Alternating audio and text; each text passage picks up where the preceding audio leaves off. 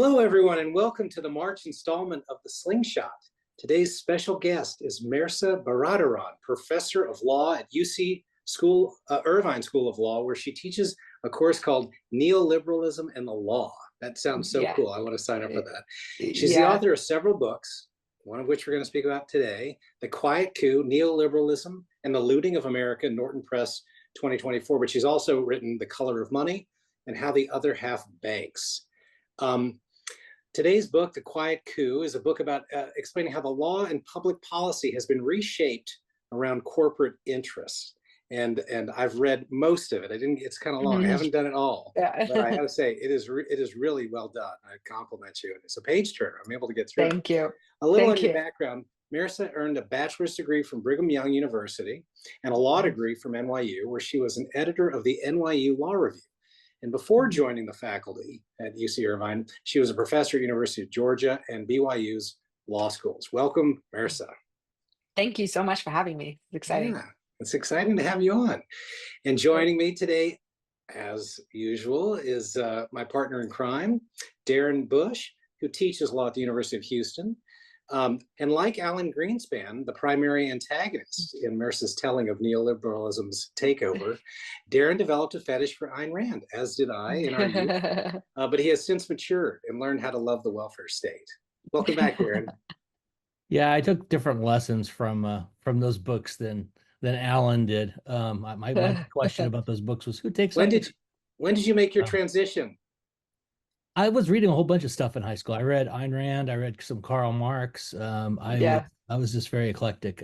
But I didn't end up, controlling the Fed. So I must have turned the wrong turn. Yeah. Glad to be back. Good to have you. Well, let's just jump in. And I thought that we should begin with a definition. And I feel like it's important to try to distinguish, if you can, I don't know if this is possible, neoliberalism from libertarianism. I feel like there's some overlap there. Maybe you can take a shot at that, because I was reading the background, which, by the way, the shout out to White Lotus is just perfection. Yeah. But maybe you can help us out. Yeah, the shout out to White Lotus in the book, in the part where I talk about the definition of neoliberalism was, White Lotus, Bo Burnham, all of these popular culture shows will use neolib, neocon, so it really feels like this term that is either so stretched as to mean nothing, or so not really defining the thing that we're trying to talk about. I think neoliberalism is the political ideology, the reigning political ideology that we're in. And the thing about ideology, as apart from like politics or propaganda, is that it is kind of the water you swim in. It's hard to see from where you're sitting because you're so in it. But I do think that neoliberalism and the values that it embeds into our law and culture are, shaping a lot more than we would assume. So there's what neoliberalism's proponents at the time said it is. So Milton Friedman, one of the sort of ideological forefathers of neoliberalism, wrote in 1951 an article about neoliberalism, and he would describe it as like a neo-free market, a new Adam Smith and Ricardo, new free market fundamentalism for a modern world. Hayek, along those lines, MPS members, Mont Pelerin Society would advertise it as that. But I think a lot of neoliberalism's critics would also say that neoliberalism is akin to libertarianism and free market capitalism, just a very hardcore capitalism. I take a different stance in the book, and really, my disagreement with the consensus started when I was in the Nixon archives and looking at the sort of building up of this program of Black capitalism through the likes of Alan Greenspan and Pat Buchanan. This mixture of this Goldwater / Ayn Rand libertarianism with the Southern strategy. So neoliberalism, I believe, starts in Nixon rather than, I think, Reagan, Thatcher. That's its roots. And what is the problem that neoliberalism is solving at that time is a global South revolt against empire. The 1960s are an interregnum space between the old ideologies that had justified, racial supremacy, but also like an economic order abroad and America that had, certain, the white male wage earner in America. Abroad, it was, resource extracting countries versus resource producing countries. That kind of world was falling apart. And what I claim in the book and show, I think, in some of the early chapters, is that the problem that neoliberalism was trying to solve was that extension of democracy inside America and the extension of sovereignty globally. Between 1960 and 1970, almost every former colony became independent and demanded a vote at the UN. There's a G77 formation, there was OPEC, there was the Bandung treaties, there was a non-aligned group of countries that were saying, we don't want USSR, we don't want America, we don't want empire, just leave us alone, allow us to ring fence our economies. And that I think was the problem neoliberalism was solving. Yeah, you talk about in the book that it wasn't solving an economics problem. And I thought that was interesting. It was instead solving a political problem. I think he says, but in a less overtly racist way. Or maybe, I can't remember if that's your language. Yeah.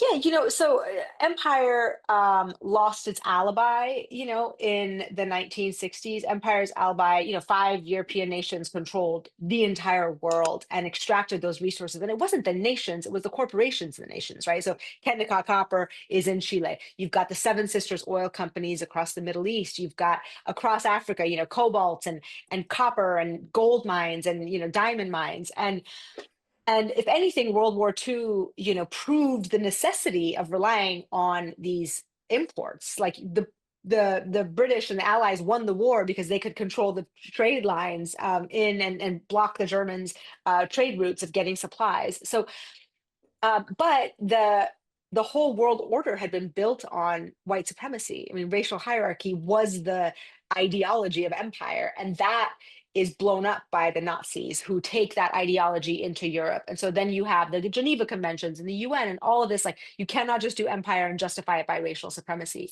So how do you, so without that alibi, you still have the motive, and the motive has always been extraction. It was never just, oh, we are racist and therefore we're going to go steal these things. We're going to go steal, and then we're going to come up with a reason for the theft that is not actually theft. And that was what race did. And you lose that. So how do you keep going? How do you keep the Seven Sisters in Middle East? How do you keep Kennecott Copper in Chile and across the board? And so at first you've got these CIA coups. They're trying to, oust leaders that are bucking the system.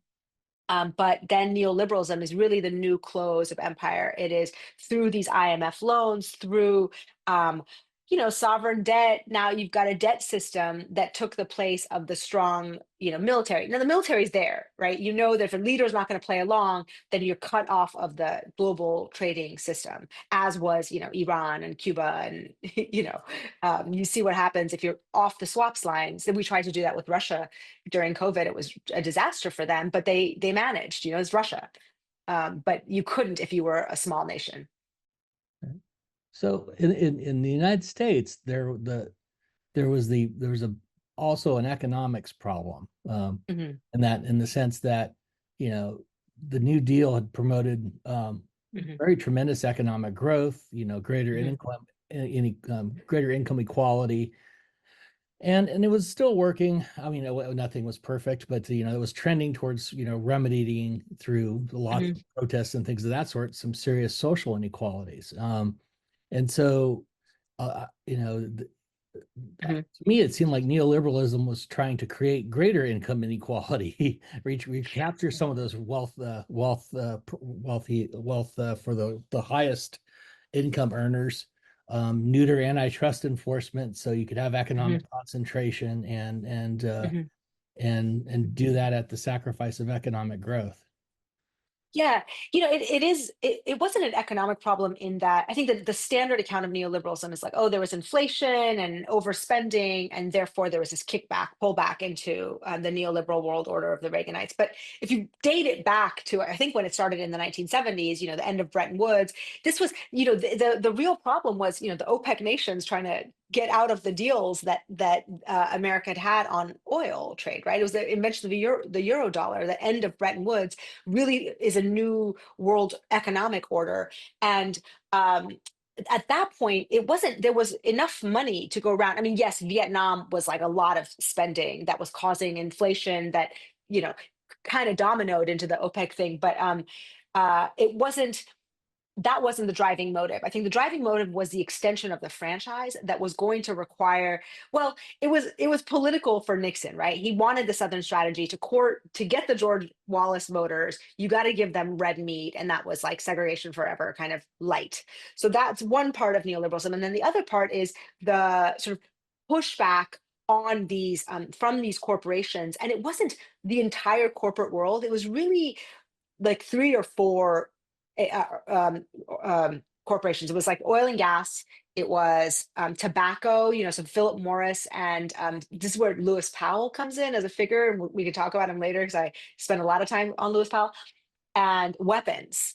And these, corporations that are sort of were subsidized in that war economy can't sort of let go and become embedded in the state and really twisted into their service. So yes, it's like a corporate takeover, but it's not really, I think neoliberalism wasn't this, didn't stem from this economic department to deal with an economic problem. These economists, I mean, Hayek wrote to serfdom in 1944, right? It's not how is it till 1980 that it really becomes standard? What happens during that time, isn't like the heating up of the Cold War. It's a real just like complicated mix of factors, of which are race, a new world economy, end of Bretton Woods, a couple of things. I'm not telling like a like simple story of like it's just race or it's not economics. It certainly was those things, but if you span out globally, like what is this ideology doing? Rather than what it says it's doing, what it really did was from 1960 to 1970, there was just global chaos, civil rights chaos and by 1973, it's done, right? You have really America stepping in as the world's sort of dollar empire, and the corporations have regained their rights in these places. I mean, you look nation by nation, what happens from 1960 to 1970, then you get a better view of what neoliberalism actually did. I mean, we talk about the shock doctrine, but that writ large, you go to every single country and look at what neoliberals, South Korea, the entire Middle East, all of South America, Africa, and then the pain for the countries that didn't go that way right away. Well, you mentioned the Powell memo, so now is a good time to bring it up. Mm-hmm. In the antitrust world, the Powell memo was sort of a call for movement towards the consumer welfare standard, whatever the heck that now means, and antitrust enforcement. And you talk a great deal about Powell's memo. Give us a glimpse behind the and the justice behind the memo. And as I understand the antitrust, I mean, that was Bork as well, right? So Bork is in, helping Stigler. You've got George Stigler at Chicago. You've got Bork. You've got Powell. There's a group of these intellectual leaders of the neoliberal movement. Powell is a really interesting figure. I focus on the memo in chapter 3, but I focus more on his reign or tenure as Supreme Court justice. It was never the Powell court, but in all effect, it might as well have been the Powell court. This is, I think, chapter 4 of the book, where, every decision that you look at in terms of, First Amendment rights for corporations, opening up the like channels of money into politics, basically reversing Brown versus Board of Ed without really reversing it, Bakke affirmative action being about diversity, not about historic wrongs, just down the line. And it's Powell undoing usury rates. Bork is bringing some cases, and Powell is, he's a Philip Morris attorney, and he's a Richmond school district lawyer, right, who helps the city of Richmond avoid massive resistance to Brown, but also avoid integration. So no kids had to do busing because he just lawyered around this integration order, and essentially does that on the Supreme Court as well, using as a proxy for race money, poverty, right? So he's on the one hand saying you can't, use like, so what if you have less money than this white school? If it's not explicitly racist, that isn't in violation of Brown. So that basically eliminates any redress to segregation. And you have now schools that are just as segregated. And then he takes on the corporate angle, he just extends First Amendment rights into lobbying. All these states had these laws where a corporation couldn't lobby on a bill that directly affected them, and he says that's unconstitutional because the corporations have First Amendment rights. And then there's the memo where he really calls these right-wing corporate donors really scions of heirs of big fortunes, the Kochs, the Coors, the William Simon, all these guys who are millionaires at the time, and Olin, but not quite capitalists. And they build these think tanks, Federalist Society, the Olin Foundation, which is the purveyor of law and economics writ large, right? AEI, Heritage, boom, boom, boom. It doesn't take that long. And then he's like, just be patient, get into the academy, get into the government. And by Reagan, when Reagan comes in, it's the Heritage's Foundation's plan, so it works, and then by that time, Powell's been on the court long enough to really set up the like little bombs that he's planted. So by the time they come in, they can really blow up, deregulate and do all of this stuff. But it really does start in 1970. You said one thing about Powell in the book that you didn't get to say here. I just want to repeat it.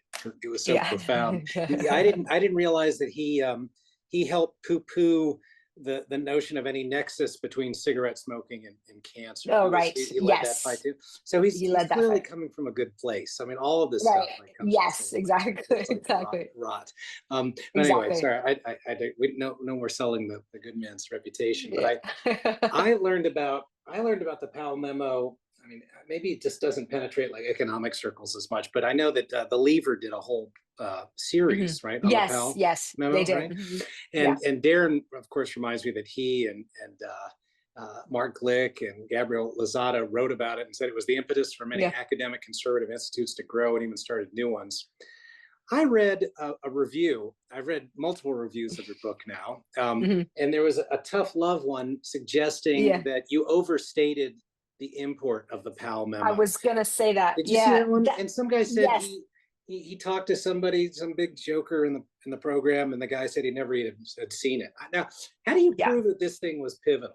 Like, that's So it's actually interesting. That's the main. I don't know if you read like Nancy McLean's book or anyone who writes about this era. That's a criticism you get, is that the Powell memo is not that big of a deal. It's not that big of a deal. My source on this, and I knew that criticism before I wrote the book. Like, I was armed for that criticism. And I do have a couple lines in there. It's like, who knows if it's correlation or causation? Did the memo cause this, or was it wildly prophetic? Because what he said should happen did happen. And Jane Mayer is a really good source on this stuff. She's just an excellent journalist. And she has a couple articles in the Chronicles of Education, long ones that follow on dark money, that really go into these people's memoirs, who say, but for the Powell memo, I would not have created my think tank. It was a huge inspiration for me. I mean, really, like, they're saying it out loud that it was, but there's definitely a movement, that's like, this was not it, because it's really damning. It's really damning that just to show why, he says the real victim in America is the businessman, and we really need to arm up and have this quiet patience. And really, if you read the memo, it, either it caused what happened or was wildly just a fortune teller, Well, I've seen some of this. I've read some of those quotes myself, because for my own scholarship, and it really is. They do credit the Powell memo for inspiring them to set up these institutes, and so they say it's that. hard to They say, well, say you're that. overstating it.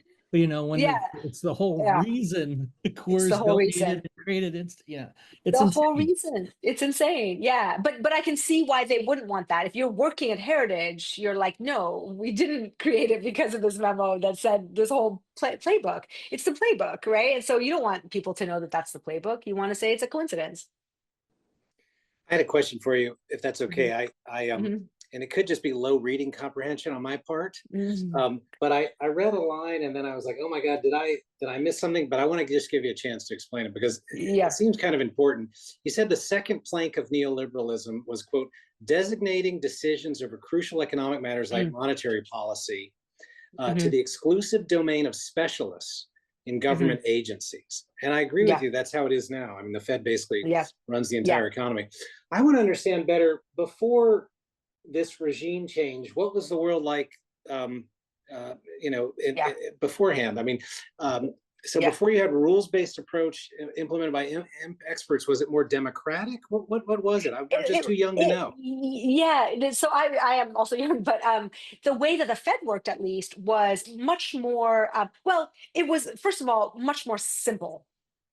So part of what's happening is a siloification, but it's also a greater complexity. So that those things go together. Is the complexity and the specialization allow for the siloification. Nobody understands what's happening in monetary policy right now because it's these experts at the Fed. So those things have like a feedback loop effect. Whereas before, what was the Fed doing? It was like selling treasuries into the market. It was just much more transparent and open. So you have Arthur Burns in there, who is a neoliberal at the Fed in the 60s, 70s, before it turns into the modern Fed.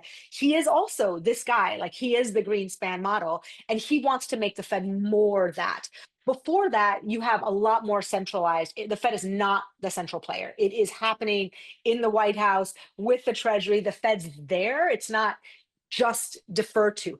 We're compared that to when Obama goes, to fix the financial crisis, or Bush, and they have to bring these guys in to be like, what just happened? What are the options? And Obama makes very clear, he's just like, chapter 9 of the book, I talk about this. It's like, well, what do I do? And it's like Larry Summers's plan versus nothing, and that is how neoliberalism gets in, is nobody understands it. And the people who do understand it are so embedded in it that all they can do is continue it. So what we get is, in response to the financial crisis, which was the implosion of neoliberalism on its own myths, is more neoliberalism, is stress tests, is risk and management, more tech, more data, rather than a simplification or a siloing or Volcker rule, things like that. So that those things go together. But before that, you could say it's more democratic, but it was just more centralized. You knew who was making the decisions, and that there was a recognition that these were policy decisions. So when FDR is deciding on the various credit programs, we're understanding that we're making policy, and you can vote, in Congress or whatever, not individually, but that it was go through Congress. And now the Fed is just completely on its own. So you got me thinking here. So, there's been lots of talk lately about Chevron, the death of Chevron doctrine, Loper and creation of Loper Bright. And if you think about it in the context of deregulation and how Chevron was really sort of a pro-deregulation measure, then I start to wonder, given that we're still on this deregulation neoliberal trend, why Loper Bright suddenly appears. Is it a sort of a shift to forestall judges? I kind of sort of see Chevron as like, no, don't interfere in the markets and the deregulation. And Loper Bright coming in saying, we'll protect the markets in deregulation, but we don't need your expertise to do that. I'm going to quote one of my students here who is like, we're reading, so in Neoliberalism and the Law, we're reading the book chapter by chapter. They let me do my book for a seminar, so I'm really excited about that. But one of my students is like, it's almost like you can't get out of neoliberalism from within it, and the value system, the very arena of even judging these things, i.e., deregulation versus regulation, that is neoliberalism itself, embedding the very measurement. So we're here debating cost benefit analysis, efficiency, right?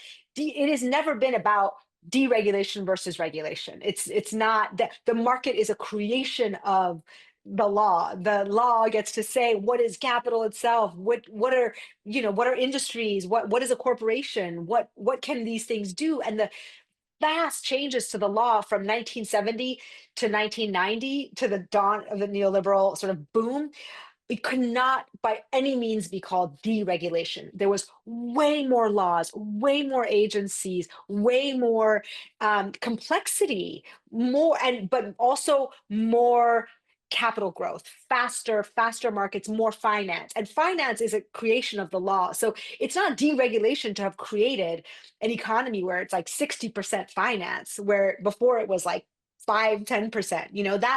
That's just a different market, right? So I think Chevron and the new stuff about Chevron is like a political, it's a power play about where we're going to place power versus courts versus agencies. But and I don't know if you could even say Chevron is regulation or deregulation. I think Chevron is a punting to the agencies of those complex decisions, exactly as I'm saying that was the neoliberal project. And I think the courts want some of that back, because I think some, or at least a confusion between the two, because there really is, different ideologies about who can win at what agency. So I think it benefits neoliberalism to have that dissipated sense of like who's in charge. But generally what Chevron does is to give power to the agencies without a court check. And that is a neoliberal project. Yeah, I agree with you. Like, Harry Mhm. First, my co-author, that's people think deregulation is an absence of regulation. What it really is Right. changing.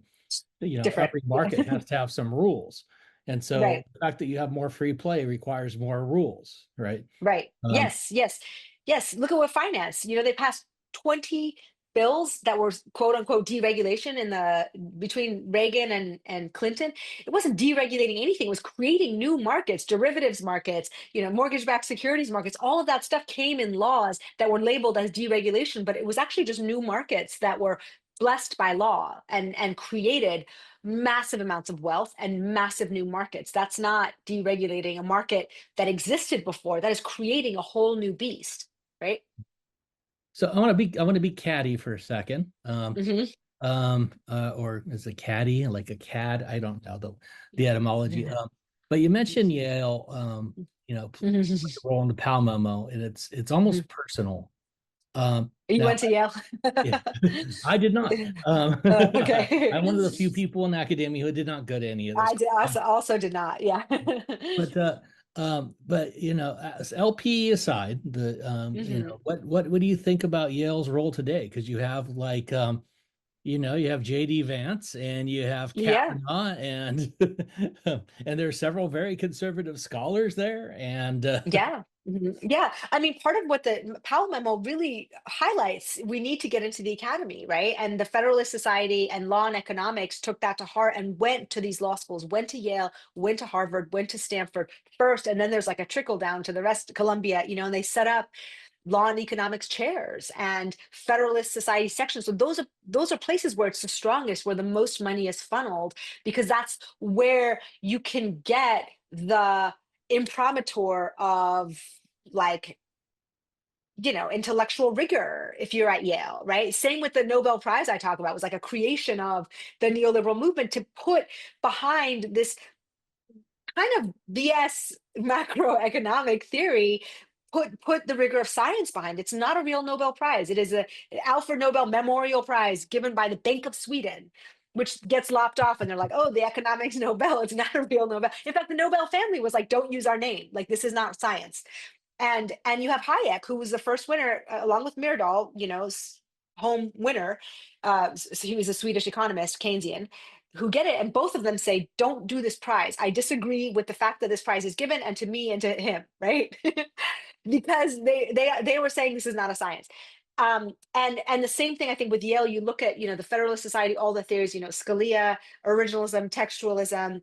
I was at Harvard in the fall, and it's a faculty where you get a strong Federalist Society member who can create a article that is just kind of crazy, right? But is pushing the Overton window, and is now like a Harvard law professor wrote this, and then now you can funnel it up to the FedSoc circuit, into the federal courts, up to the Supreme Court. It just gives it rigor.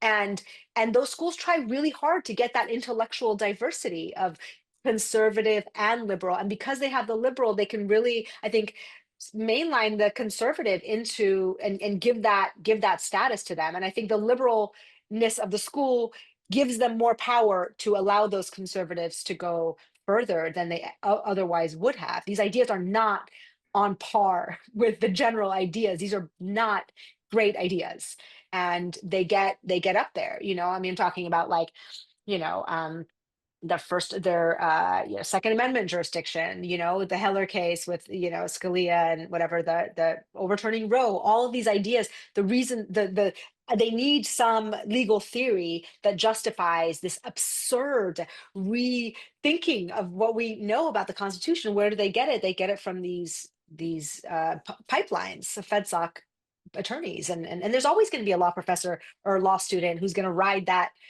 elevator up, right? It's a fast ride up to the courts or the vice presidency in the case of JD Vance, right? You just get on the right ride and you go up. Yeah, I was thinking about writing about birthright citizenship. I thought, just kidding. Let me take it. Someone's probably done it. Yeah. Yeah. No. Let me take it if you can to Alan Greenspan's role. He's in addition to Lewis Powell, I think Alan Greenspan plays a special part in your story. You're telling yes. And he's a surprising advisor because he's an economist or a quasi-economist, and he got an honorary degree, right? Isn't that crazy? He's not. He never even was an economist. No, he made great contributions to society. Oh, and I love the part. This is kind of small, but because I do antitrust, you said that he poo-pooed antitrust. I went and got that Washington Post story. That was wild.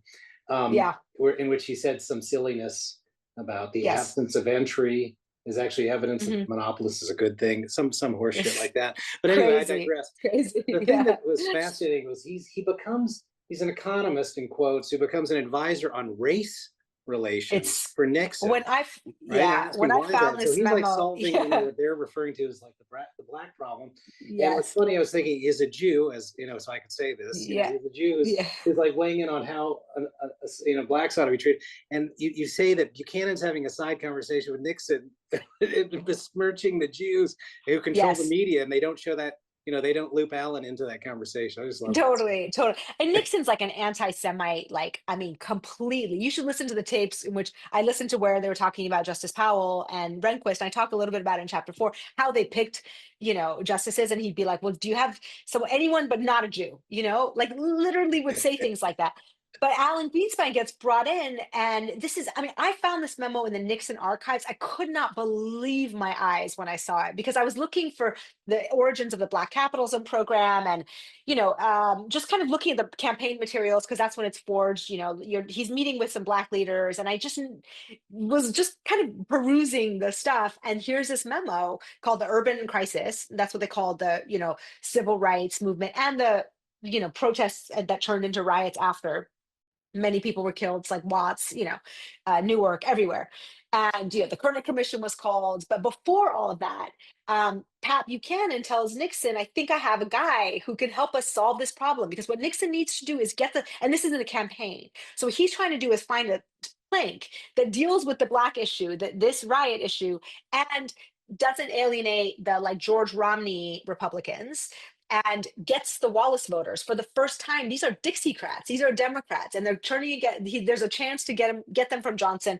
Johnson has betrayed them by voting for the Civil Rights Act, and so Nixon's really just trying to thread this needle, and he knows he can't do this hard Wallace thing. And I quote in there actual conversations where Greenspan's telling him, you can't go hard on this, don't do the segregation forever, but just say this. And so in this memo, he really lays out this, anything that they're asking for in terms of reparations or a fix to this, including integration, is anti-capitalist. So say that the thing that they need is capitalism, self-help. In other words, do nothing, and tell them that their answer is capitalism. And so that's how capitalism and that libertarian streak, from Goldwater to Nixon, becomes kind of racially neutered, because Goldwater was also this, but Goldwater was more a little bit more racist. he wore it more on the sleeve than Nixon did. Nixon's just a smoother guy.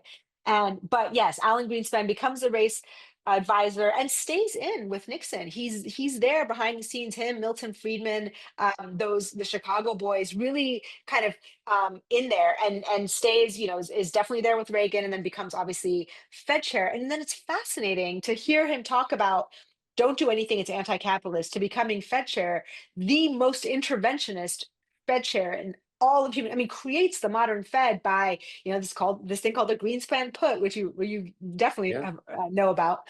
where you're just pumping money. Anytime there's a slippage, you're just juicing the economy. He's got his hand on the levers of money and is just throwing it around. I mean, in what version of capitalism is that how money works, or is that how finance works? So, but he's able to do it because he's this hardcore capitalist guy. And then they trot him out to tell Black people or whatever to, like, you save your money, or poor people. But for the banks, it's just like constant money button. I have one more question for you on this one before I turn over to Darren. But I'm wondering, you talk a lot about the Southern strategy, Nixon's Southern strategy, and how that kind of tapped into white resentment. And just to kind of bring it to the present, I'm just wondering if you have any thoughts about DEI. Trump Yes. and those guys talk about DEI ad Yes. nauseum. I mean, the State of the Union, you probably saw it mentioned, wokeness and stuff. Are Yeah. they doing the same thing? Is that all? They're the same. I think they're the same exact thing. It's like, how do you convince people? And this is what the book is about. I could have, if I had another chapter, I would have put that in there, because it fits exactly into the narrative that I'm saying, in that if you're trying to loot the public fisc for the sake of private parties, the people are going to oppose that in a pseudo democracy, whatever we have. So what do you give to people to divide them? Is culture war issues. It's like a renewable energy source. So this is Nixon's Southern strategy. Race isn't it's not like racial hatred is the impetus. No one cares that much, right?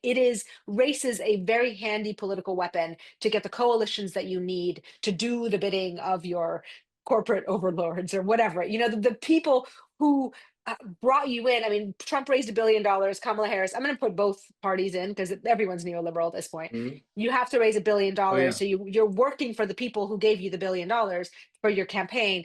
And how do you do that? And the rights thing is racism. It's misogyny, and these things have been political weapons from the beginning. And so you say, oh, it's about DEI, it's about whatever, to take away the spotlight from what you're actually doing, which is cutting down Social Security and going after these public benefits to give money upwards, to redistribute to the people. That's a simple explanation, but it's also just in the blood. Like, we have been using like the race as, like, the problem with government spending is that it's being spent on Black people. That is a Reagan thing. That's a Nixon thing.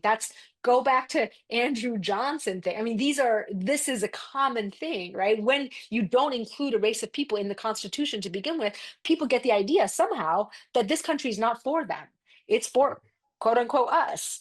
And so these things are in the bloodstream, and they're always going to keep coming up. But it's one of the interesting things about Trump is that all of this stuff that was sort of like hidden, and you needed a PhD to kind of tease it out, the dog whistling, he just comes out and says, so it's almost easy now to be like, yeah, look at the connection here. They're blaming DEI, and then here they are looting with one hand and saying, I'm taking away the Black contracts. That's the Doge thing that he's doing. He's like, I'm saving all these billions, but he really eliminated all the minority contracts. That was his first thing that he went in there and did, and not the contracts to SpaceX or to Tesla or to his buddies.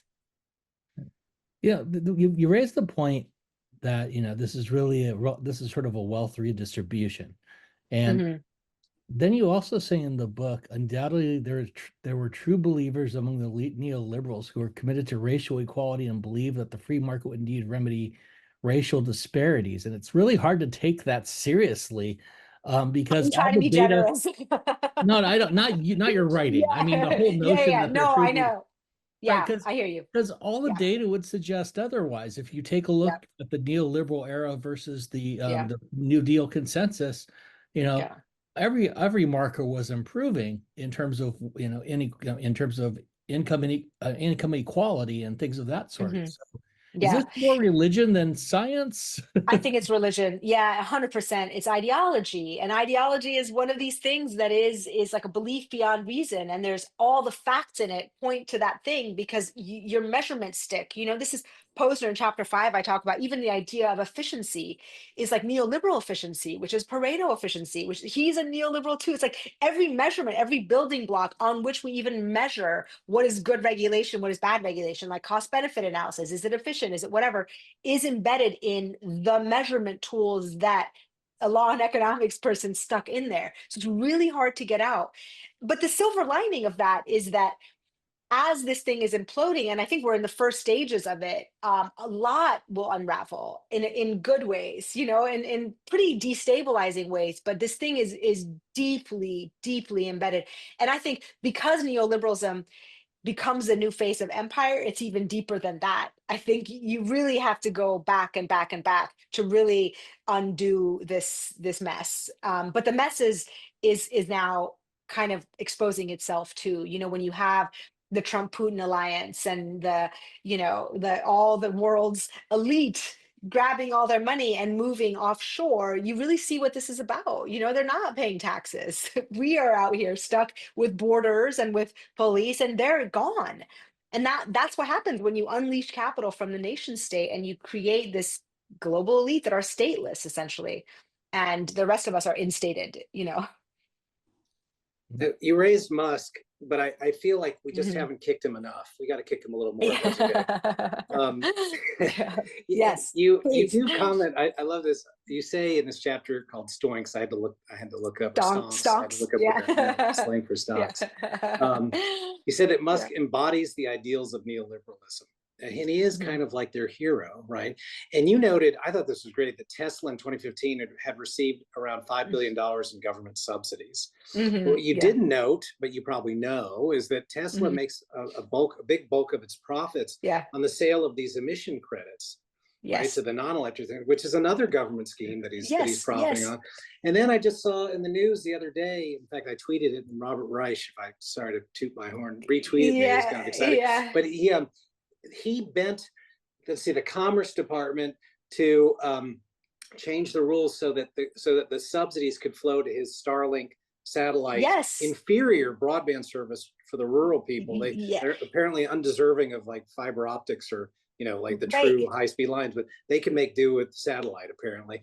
And don't even get me started on SpaceX. But what's interesting, SpaceX I was going to bring up is the huge. I mean, it's running on NASA. Well, that's entirely government funded. It's entirely government funded. What's funny is that yet he's able to, with a straight face, say, "I can look at a program and call it wasteful," right? Yes. But none of mine are wasteful. There's not even a definition in economics of waste. I was gonna I know I'm just kind of riffing out, but like every time I go out to dinner, is that wasteful spending? Probably is. We could have eaten at home, right? Yes. So, just I don't know. I just wanted to let you riff on Musk, see how you felt about it. Oh gosh. Unfortunately, he didn't really reveal his true colors by the time your book came out. Your book came out in summer of 24, and you probably wrote it. I wrote it before then, but I did include it in there, as a gently with kid gloves. I'm just giving you a chance now to definitely did not anticipate him buying the government. But I could have, like, if I had thought my best case scenario of what would happen, I would have. Because Trump or Elon is, it's, and then not to mention the racism. Waste to him is anything that goes to like brown people or people who are not his like Ubermensch of like these white, he's a South African. So there's the racism and the misogyny part of Elon. And then there's the part, like his genius is that he can come in and drive toward efficiency beyond all measures, and then like milk the government and then pretend like he did it. He's got this myth about him, and it is the mythos that is part of his valuations. Like, I don't know if you read Matt Levine of Bloomberg, but he has this whole hypothesis of the Elon effect on the markets. Like he just tweets a thing, or it is Elon himself that is driving the value of his companies. He is himself a myth of, I think, neoliberalism. He is inherently like he's this feelingless machine of efficiency, and that's like, if you look at like what is neoliberalism reward, it is, look who won neoliberalism. It's Elon, right? He won this game that we've set up. He got the most points, right? It's a complete hypocrisy as far as like government intervention. That's neoliberalism. It is deeply racist, deeply misogynist. His worry is population, that there aren't enough babies, and his solution is like artificial wombs and forcing women to have babies, right? Like, and then he thinks that the wokeness is the major problem and that we should be going to Mars. It's an extinction level, very nihilistic view of us. And he has bought it wholesale. He has swallowed our culture's value system and is, kind of, I don't know, autistic. I don't know what he has, Asperger's enough to not have feelings get in the way of that. I think he is our creation. Neoliberalism creates someone like Elon and Trump. Trump is a creation of the culture and the TV and this showman like thing that we have. And so you're really seeing these cartoon figures that you would expect given the value system that we have in the economy that isn't always apparent, but is very embedded in everything that we think. Well, I think Darren wanted to come in there and resuscitate Elon's reputation for our listeners. Not a chance. He's a big. I got in trouble. I got in trouble for saying I had a Tesla. I just got rid of it. 2018. I got it right when the cheaper version came out. I got in trouble for saying you can't determine whether you've saved any money unless you consider what the effects of those savings are, or something along those lines. And I just got jumped on all over the place because, if you save money by firing, air traffic controllers or something along those lines, exactly. and that causes injuries, you have to weigh the costs and benefits. Exactly. And mind you, we're not going after the biggest source of funds, which is like the weapons, and you look at the line items, it's like the most outlandish money spent on these ancient weapons. Like, we're ever going to have like air bomb. I mean, hopefully not, but that's not, that's a future that is about extinction. And I think that is the ideology of neoliberalism is rather than share the world, we'd rather blow ourselves up. All right, last question for the day, because we're nearing the hour. In neoliberalism, of course, why I'm having a hard time saying it, has made major inroads inside the Democratic Party and policy wonks. I'm thinking about the people who like to dunk on me, like Matt Iglesias and Catherine Ramsey, Smith, right? But those people have a voice. They're neoliberals, but those people have a voice. I mean, if you saw the Kamala Harris campaign, they're listening, right? Yes. And the question for you is like, is there any chance that the left can put together a coalition that excludes neoliberals and take over the Democratic Party, or are we doomed? I mean, this is the thing. It's really hard to come out of the country. I'm down. I'm gloomy. I will say, so in the end, I started this book in despair. I mostly wrote it in despair, but by the end, I found my hope, and it was in this, that everything is broken. Everything is broken, and that is also the good news. So Democrats, the Congress is broken, the executive is broken, politics is broken. I was in the Biden transition team, and the way that the neoliberal group came in and won right off the bat every position, except for like a very few. So we got nothing. But even that position is going to get reversed like within a heartbeat, right? Like, they're going to change everything right away. It's not permanent. But yes, we did get Lena Khan. We got Rohit at CFPB. Everything else we lost. And I think at that moment I got in despair. I knew early because I was on the transition. I was a nominee for the OCC, and then they ended up getting no nominee because they couldn't handle someone from our side. So I think that's the silver lining. Is also the market's broken. The market's not producing, it's not profitable. If you take your eyes off of like the government that's supposed to fix it and look at the free market that's supposedly profitable and whatever, it's not. Capital has no new sources of yield that are actually productive. It's all in finance. It's been like that for a while now. It's actually extractive. What is the best, highest yield right now? It's in these private equity firms that come in and break up companies and sell them for parts, right? That's a self-cannibalizing machine. That is what capital is doing right now. It is coming into our communities. It is taking the last lifeblood and selling it for parts.